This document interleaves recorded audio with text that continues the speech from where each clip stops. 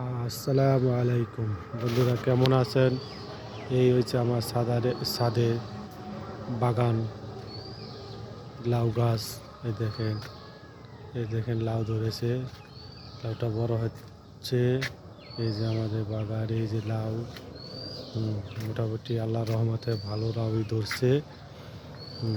সব কিছু, এই যে বেগুন গাছ, মরিচ গাছ, আর ওই দোকানে আছে সিম গাছ।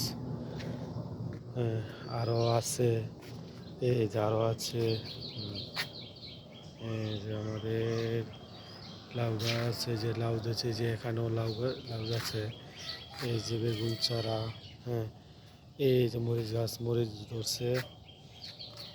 এই যে বেগুন চারা। হ্যাঁ, আবার এই যে বেগুন চারার মধ্যে এই যে দুটো ফুল এসে পড়ছে। এই যে বেগুন চারা আছে।